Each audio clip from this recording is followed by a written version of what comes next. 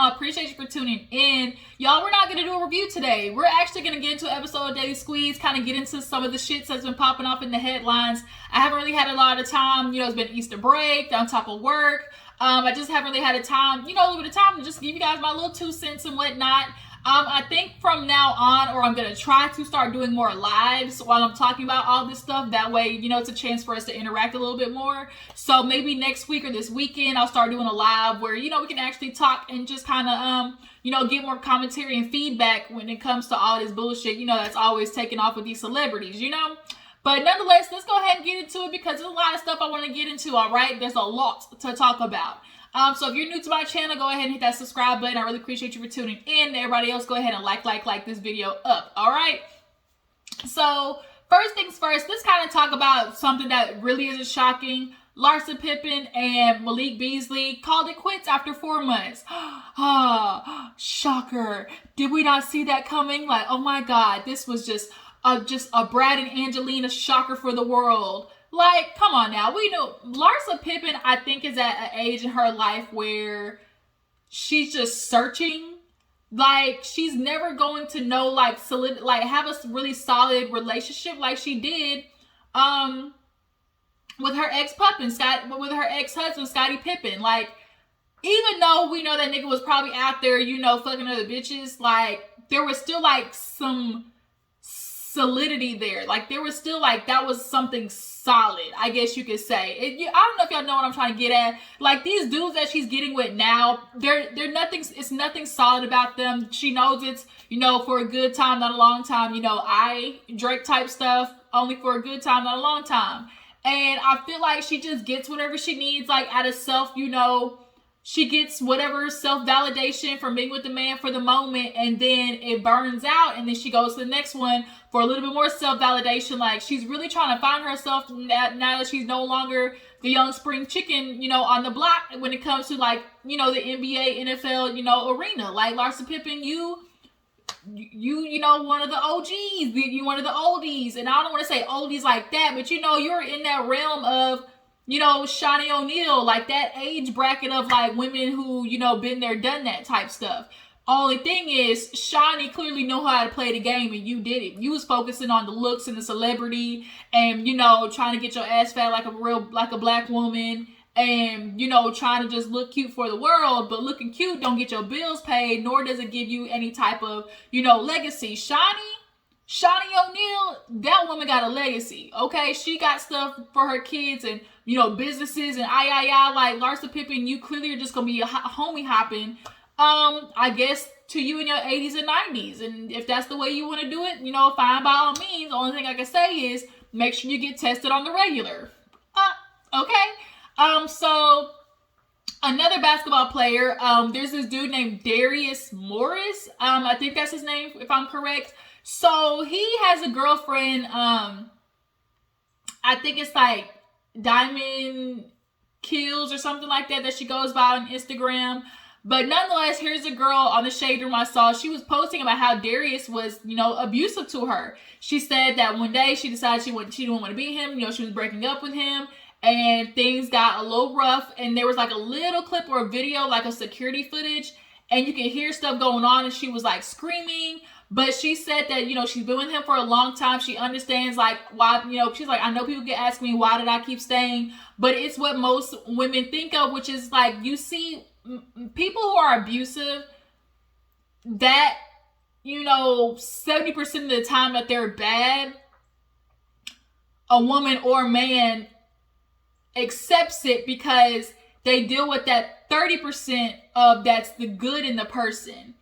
And when you get that good in the person, when you see a glimpse of it, it makes you want to stay to see if that person can just show up just a little bit more.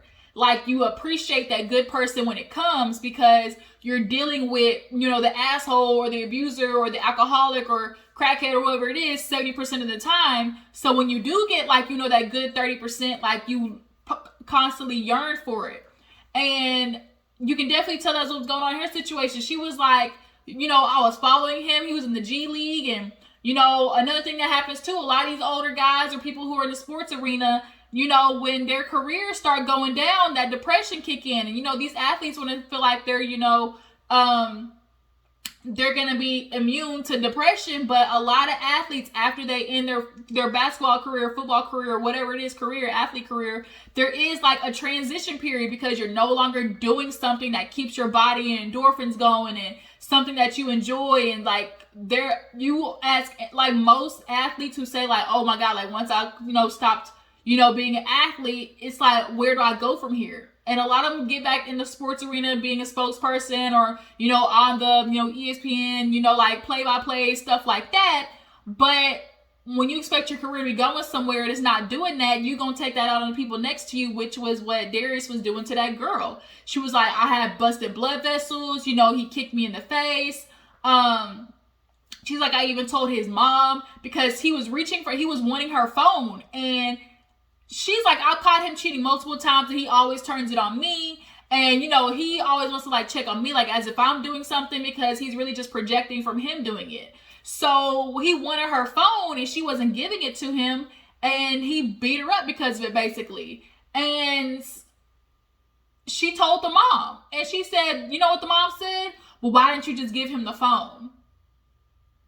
And that's why we have men out here, and specifically black men who out here and do the shit that they do, because mothers, you also have to do a great job of checking your son. I understand that's your baby boy, but if he's putting hands on a woman, like, you also got to raise your man to be somebody that you expect your daughter to expect out of a person. Like, we expect so much out of our daughters, like, oh, you know, don't be out there in the streets, like, don't be no hoe, like, make sure you're established, da-da-da-da. But like, we're those same type of upbringings and, you know, raising and sons to be just as good of a partner, just as good as like our girls become wives. Like, y'all want to make sure they become good wives, but there's not enough emphasis on, you know, boys becoming good, you know, boyfriends and husbands. And for you to sit there and say, oh, why don't you just give him the phone? Firstly, clearly he's paying all your bills. I get it, I understand, but like, that's still your son and he needs to get checked. So she said finally she had enough. And then after this last time, like, things got crazy. So yeah, Darius Morrison ain't looking too good for him. I don't know what's going to pop off after this, but she basically kind of said like, yeah, I put up with it for a long time. And, you know, I understand, you know, this is going to be struggle. She's like, I never came out about this in the public. It's on the Shade Room. She kind of posted like on her Instagram story, like, this is hard for her. She didn't expect to have to go public with all this because somebody leaked it to TMZ. She said, I don't know who leaked it. That's going to bother me because it was my business. But now that it's out here, you know, I can no longer protect this man. She said, she first lied about it because she was like, I was still trying to protect this man in his career. Could you imagine the mindfuck that is to like know somebody's doing you bad, but deep down still want to protect them? And that's kind of how men get away with the shit that they do, because women just are naturally going to have a guilt of, oh my God, like, I need to make sure he's good because this is a man I love, you know? And love also comes in a form of accountability. So Darius Morris, I'm not going to say if, because I believe you did that shit. If, you know, when you go to jail or if they give you some time, like, do some deep reflecting and go to therapy. I understand your basketball career is not where you want it. Now you're in the G League. You didn't necessarily make it to the NBA, but that don't give you no right to, like, put your hands on people. Like, period. All right? Moving on from there, let's talk a little bit about the Verzuz, y'all. I actually didn't get a chance to watch the Verzuz, but I didn't need to because they was giving me updates on Twitter. And basically the two things, or I'll say the three things that everybody was talking about was Steve Harvey, Ron, and his Salt and Pepper New Do, and the fact that they were singing songs that, you know, R. Kelly clearly wrote and were a part of. Those were kind of like the three things that everybody was discussing.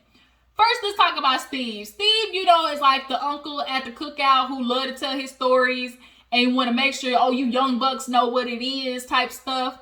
And people were not here for it, but it's Steve. What else are we going to expect? So when Ron showed up, y'all, Ron looked like a whole pimp from Augusta. Had a whole beard situation, just all here and here. Like, it was like, wait a minute, who is this nigga right here? I mean, he looked like a whole pimp. And I was here for every minute of it. You know, black people just age, differently. Cicely Tyson, the Gabrielle Unions, the Angela Bassett's, it's just the Maya Angelou's. Like, we just age differently. And Ron Isley, who didn't even, you couldn't even recognize him, honestly. You see him when he was barefaced, and you compare him now to, this big old salt and pepper beard. Looks totally different. But it was the Isley Brothers versus Earth Wind. Go to the Shade Room and watch Alfonso. I think his name is Affion Crockett. Affion Crockett, and I forgot the other two dudes. They were doing a skit, and he killed that junk. He said Earth, Wind, and Fire. So, so the Isley Brothers got too contagious, and obviously R. Kelly, they say he I guess co-wrote the song or something like that, and obviously his part came and they were trying to sing over but not sing over it, and it was kind of awkward because it's damn, how can you do a verse with the Isley Brothers and not play that song? It's just, you just couldn't do that. That's like going to a Jill Scott concert and asking her not to sing, "Come on, let's take a long walk around the park after dark." Come on, what do we? Ooh, yo, I didn't hit that note at all, but it's okay. I got a little bit of mucus built up. Okay, it's sinus is going on, but nonetheless, y'all know what I'm trying to say. Jill Scott, that's her. A long walk around the park after dark. That's like going to Erykah Badu concert and telling her not to talk shit about Tyrone. It's gonna happen. So Ron Isley Brothers gotta walk their asses up the stairway. As I get closer, all I can hear, and then I hear my baby's voice in my ear. Scream your contagious touch, but baby, give me what you got. And a man says, basically, it's hard. It's so hard because this R. Kelly situation, I don't want to go too deep into it, but how do you, when you know somebody who's a musical genius, who done so much in music, to now have to change that thought process of, I can't support this nigga even though his music is what I was raised on, who were freaking hits, it's gonna be hard for a lot of people. It definitely was hard for me, but I have to understand, R. Kelly, you did some fucked up shit to some kids, and if it was my daughter, I'm sorry, buddy, you got to go. I'm popping a cap in your ass. So the Isley Brothers, for the verses, y'all tell me what you think about Earth, Wind, and Fire, Steve Harvey, and Mr. Ron Isley, because Ron Isley, man, he tried to shut it down. Okay, shut it down with that salt and pepper looking like somebody's sugar daddy. Okay, what's next? What else did I want to talk about? Let's talk about Megan. Y'all remember Megan from Bad Girls Club? Her infamous respectful cheating video kind of leaked on the Shade Room, and I actually posted on my community page a little bit ago asking you guys' opinion on it. And I'm honestly starting to feel like every relationship, as far as it goes to wife and husband, this respectful cheating thing, when it comes to women, holding it down as a wife, I'm starting to understand and think that men are already built in a relationship with at least one get out of jail free card. They get to go in a relationship and have that one-off situation of cheating and know that a woman is going to take them back because they put in all these years. I don't want to start over. Am I really going to have to try to go out there and look for a man who may be better at this but may not? And they get to cheat, and a woman will take them back 10 times over. But let a woman do the shit that these men be doing out here in these streets, bruh, and they can't handle it. And then women get this goddamn title of she a whole skeezer, Molly Whopper, chicken head, all types of stuff. But she's supposed to hold you down for all her life and give you time and monogamy and all of these things, but you get to go out there and cheat. But as long as you don't let me find out about it, Megan, you sound stupid, because I watched Erica De Niro's video. She explained it perfectly. How about you just say you're in an open relationship? Why is a man getting all the benefits of monogamy from you and you're okay, and you just want to explain it as, oh, well, I know he's cheating, so as long as he don't let me know, bring me back nothing to get the bitch pregnant, like, I'm cool. And I know she's saying that more based on the fact because she lives in this world of, you know, she wants to live the lifestyle of the rich and famous, and she wants to have the baller shot caller. So she's explaining it from that point of view. She's explaining it from, I know in this world, if I want to have, you know, the Celine bag, the Birkin, the baby Birkin, if I want all those things, I'm going to have to accept the fact that I'm going to deal with a cheating man to get all of these, you know, good things that look good for the gram. And it's just like, when do men have to grow? Like, women are always forced to grow and be this, you know, perfect, you know, wife and the and like cook, clean, do homework with the kids, do laundry, make sure everything's straight at the house, and then when your husband get home, also suck his dick and then be sexy every weekend for him at the same time and then get minimal in return. Like, I'm just understanding, when is the return going to be just as much for the women as it is for a man? Like, when is that spectrum going to switch? Because from the way I'm looking at it, women right now are not getting near as much in return as they should be. And it's been like that since the beginning of time.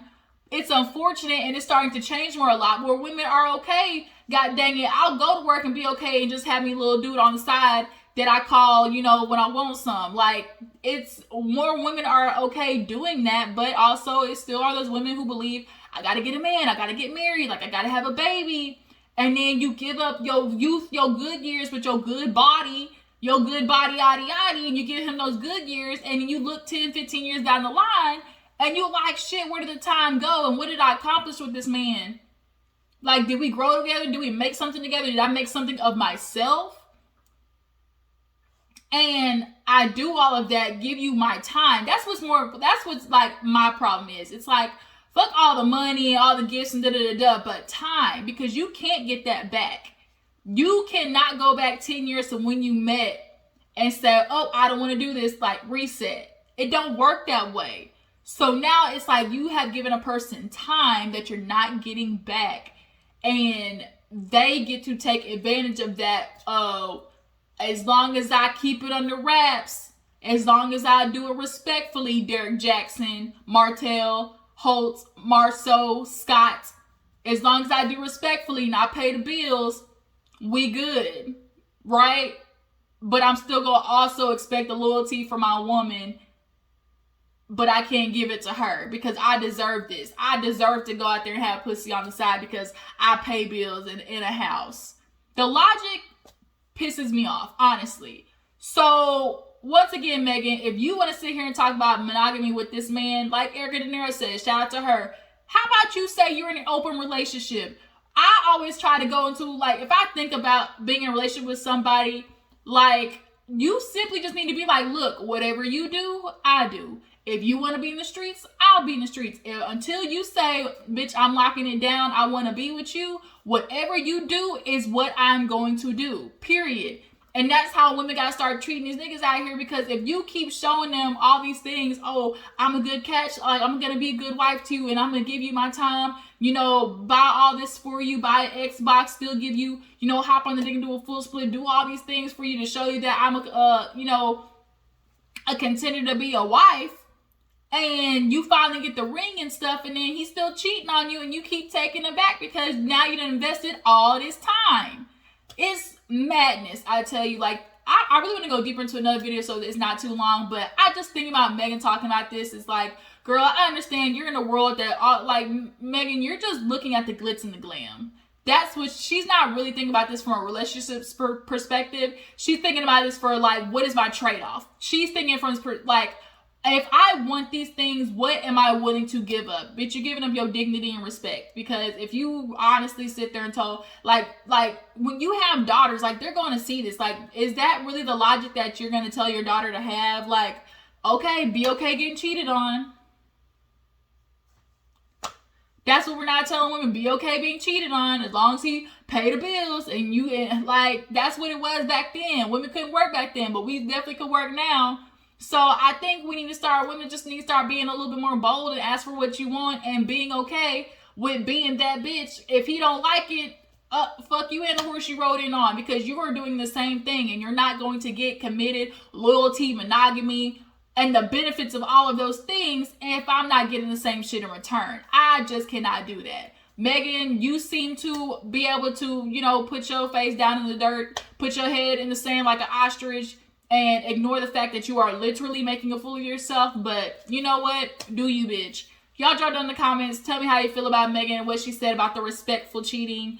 Do you feel like people should start doing more polygamous relationships? And why do you feel like, here's a good question, why do you feel like women are scared to ask for more in a relationship from their spouse? Like, what makes women afraid to actually demand things that they know they deserve?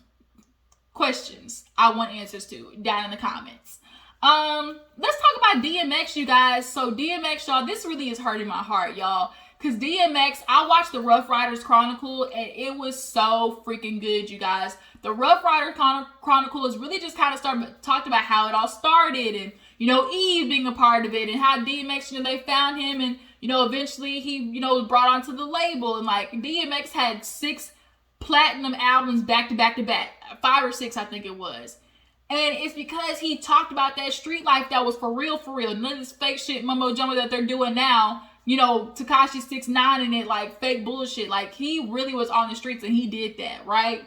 And he's a troubled soul. Like, when you watch, you realize that was a man who was a troubled soul. And it's just so unfortunate that he can never kick that habit. Like, he would be sober, then relapse. Be sober, then relapse. And he's dealing with a lot from his mom. And I think, his mom, that whole situation definitely affected him.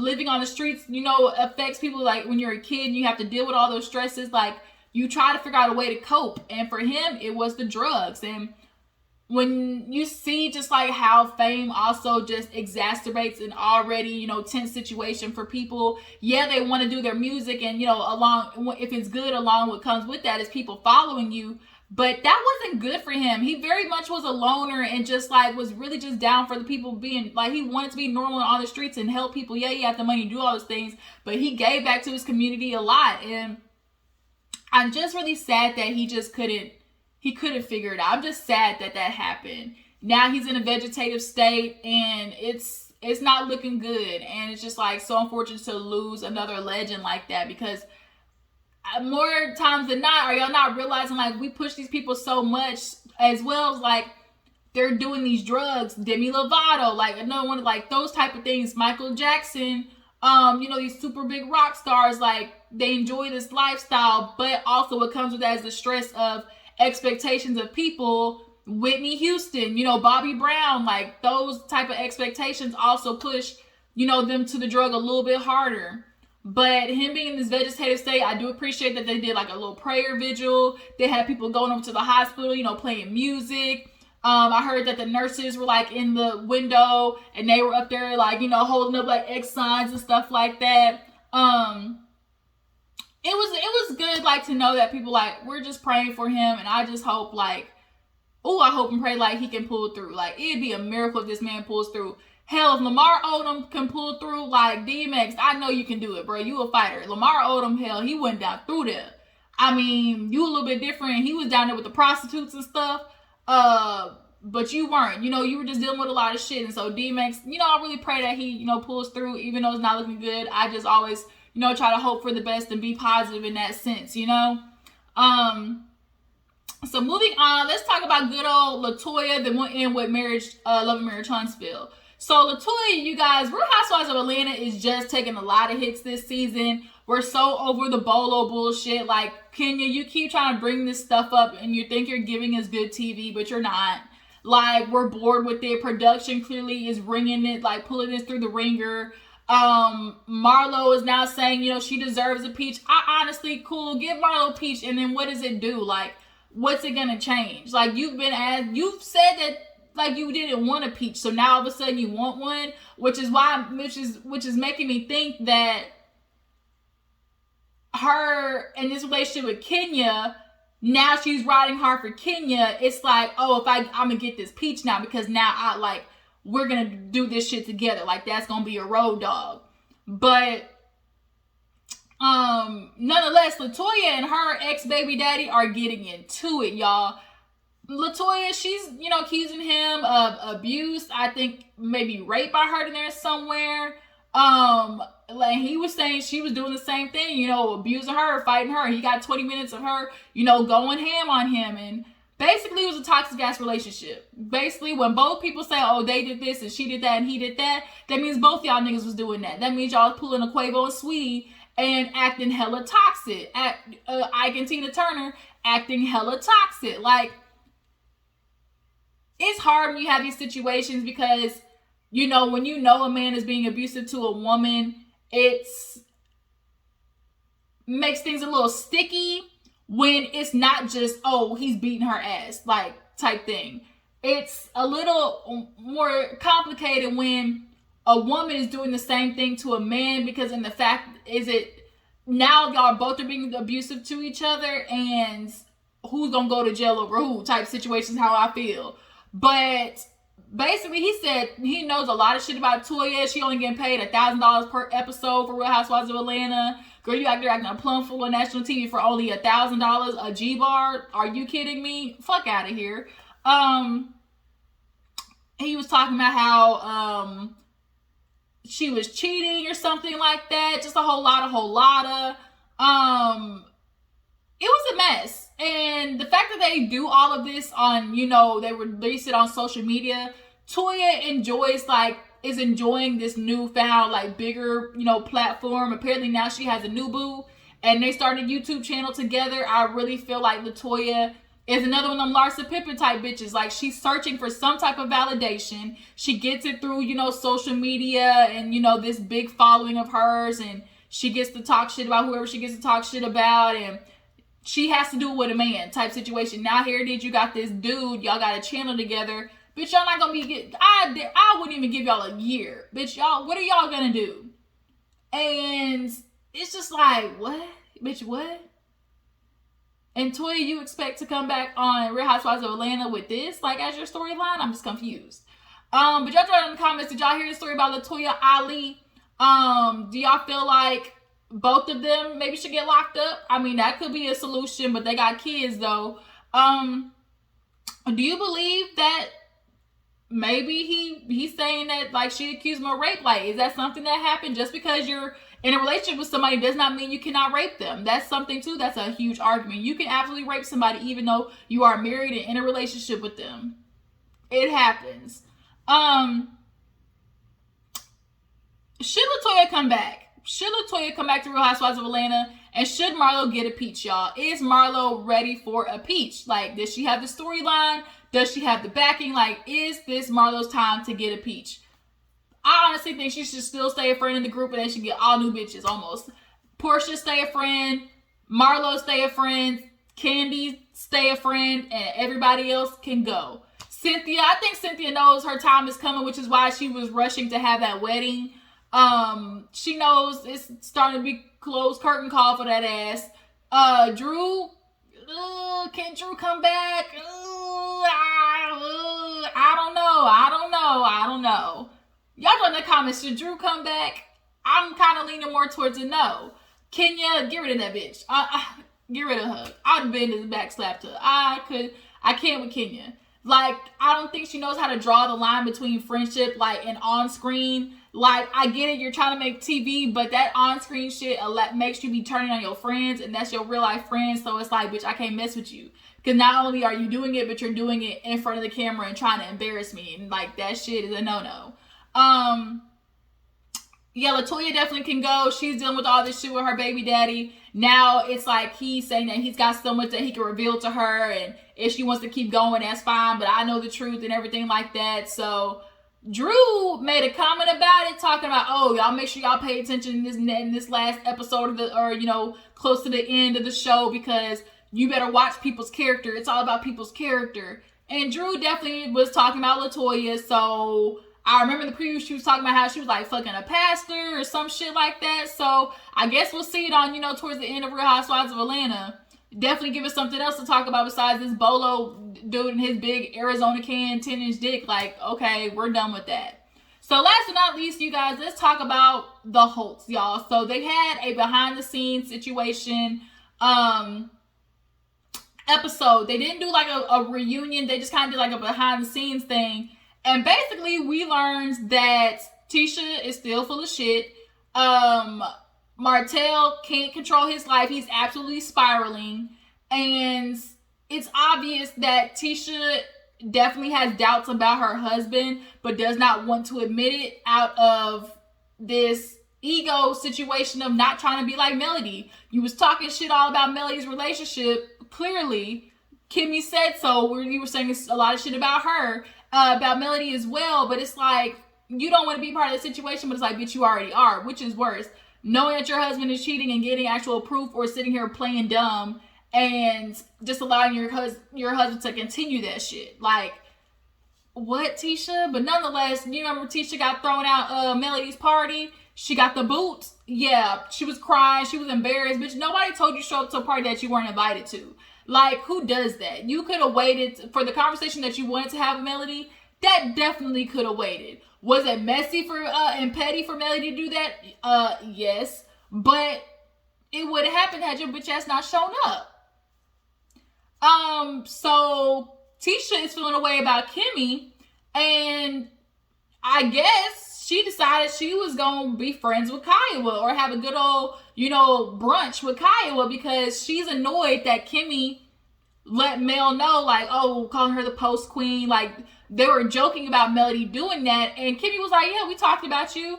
And Tisha was annoyed that she's like, even Mama Wanda's like, yo, if Kimmy wants to say something, that's fine, but she didn't have to drag you in there. Bitch, I'm sorry, Miss Wanda, but your daughter said it. Like, Tisha's mad that she's getting called out for something that she knows she did. Like, Kimmy put you in that because you know you did it. So you're mad at Kimmy for putting it out there versus, like, you understanding that you were talking shit about Mel. Like, that's annoying.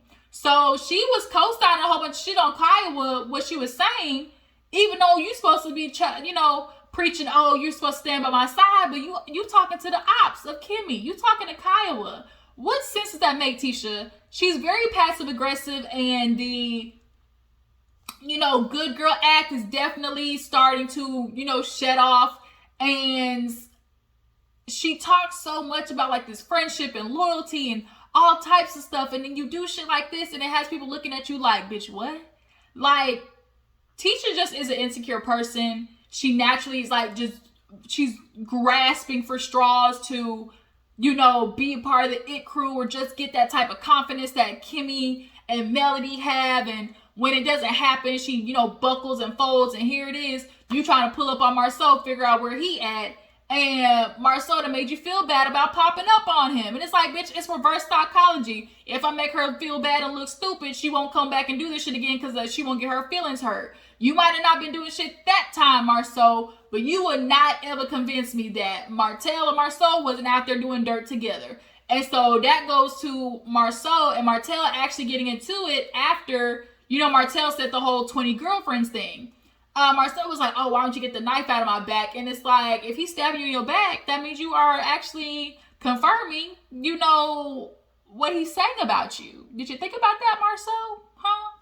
So Marceau, I think, definitely had worked this season on trying to be good. He showed at the reunion that he was not trying to fight with them too, because they got the receipts. All right. They have all the information that could basically, get Marceau caught up. And it's like, none of that shit would be happening had you been keeping your dick in your pants and staying at home with your wife.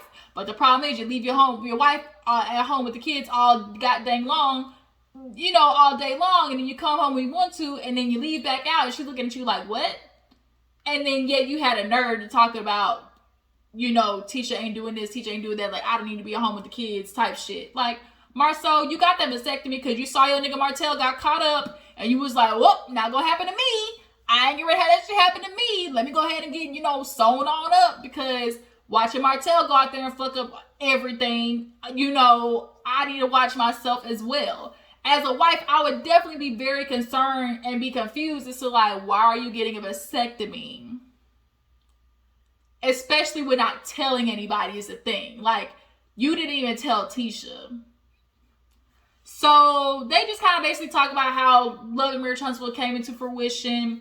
You know, it was supposed to be like those, you know, beachfront, you know, like Chip and Joanna, Property Brothers type situation. But because Mel found out that Martell was fucking up again as they started, you know, filming or, you know, getting in production of the show, obviously that's going to be a part of it. Carlos King knew how to manipulate the situation to be like, girl, yeah, it's about the building, but it's also about your husband too. Like, why don't you tell the truth about what's going on? People can relate. I'm sure he said a whole bunch of shit to her. But at the end of the day, they getting paid right now. And Melody for sure is getting paid the most because she's one of the executive producers. I think Martell is as well. But she definitely is getting more of a pretty penny and a coin than Martell, for sure. And Martell, you stupid. And now here it is, Martell trying to go on the goddamn Steve Harvey show over a fucking strawberry letter. Like, nobody's gonna do this with you, Martell, you freaking blabbering idiot. Nobody's going to believe you when you say Melody cheated on you. It's not gonna happen. The type of nigga that you are, if a woman cheats, you're not going back because that is your pride and ego and you feel like you're a God's gift to women. So if a woman feels like she don't want that shit, you're definitely retaliating and you're not taking her back. So fuck out of here, Martell. But the fact that you're going on Steve Harvey because nobody else wants to do it with you, he did that one interview with Heavenly. Funky Dineva said he wasn't doing one with Martell because he knows it's basically going to be a, you know, drag Melody session. So here it is. Now you're about to get on the radio with Steve Harvey and do what? Talk about what? Have your kids met the baby yet? Have they been introduced to their sibling? Have you had that talk about how they now have another addition to the family, but it's not coming out of mama's belly? Have you done that shit yet? That's what you really need to be worried about, Martell. Hopefully y'all get a chance to listen to it, see what bullshit he gonna be doing.